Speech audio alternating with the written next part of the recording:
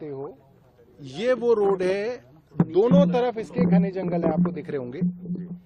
जिस रोड से हम आए हैं उस रोड को तो चौड़ा करने के नाम पे सैकड़ों पेड़ों को काटा गया है। और मुझे अभी जो गांव वालों ने बताया कि ये रोड जिस पे हम खड़े हैं ये पूरी की पूरी रोड ही नई है। इस रोड से उन्होंने सार्क चौक तक जो है इस नई रोड को बनाया है। और आप देख सकते हो जंगल के बीचों बीच ये सड़क है। यहाँ जंगल था पहले, जंगल था यहाँ पे, पहले पेड़ थे बाकायदा। और देश की सबसे बड़ी अदालत सुप्रीम कोर्ट की रोक लगी हुई है कि यहाँ पे सारे काम बंद कर दो। उसके बावजूद आपने देखा कि बुलडोजरों से काम चल रहा है। आप यहाँ पे मिट्टी के ऊपर इन निशानों को भी देख के कह सकते हो कि अभी तक यहाँ पे काम चल रहा है। क्यों चल रहा है? क्योंकि कितने पेड़ कटे इसका फैसला उन जड़ों और तनों से होगा जो कटे हुए दिखेंगे।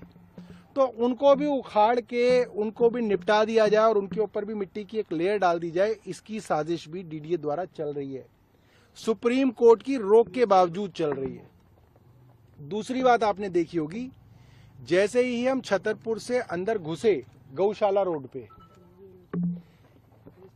आप लोग यहाँ पे पहली बार आए हैं और आप पत्रकारों में से मुझे एक दो ने कह दिया कि मंत्री जी इस सड़क के एक तरफ तो सारे फार्म हाउस हैं, बड़े बड़े करोड़पतियों के, अरबपतियों के, और एक तरफ जंगल था। पहली बार में आपको दिख गया। तो अगर रोड चौड़ी करनी थी तो आप फार्म हाउसों को तोड़ देते, रोड चौड़ी कर देते। जैसे हम किसानों की जमीनों को एक्वायर करके ये फार्म हाउस बनाए गए, हम गरीब दिल्ली के गांव वालों की जमीनें एक्वायर करी सरकार ने और इन अमीरों के फार्म हाउस बना दिए।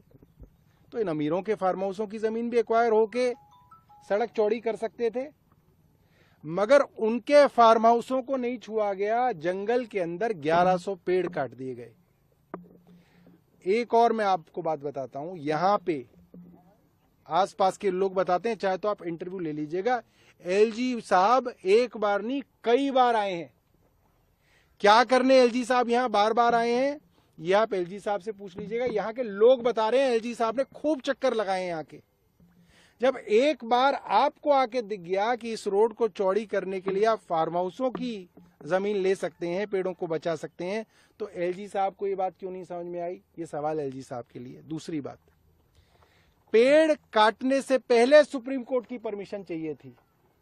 पेड़ काट दिए फरवरी के अंदर, किसी ने शिकायत कर दी तो फिर परमिशन मांगने सुप्रीम कोर्ट में गए, ये कह के कि पेड़ अभी काटे जाने हैं, हमें परमिशन दे दो।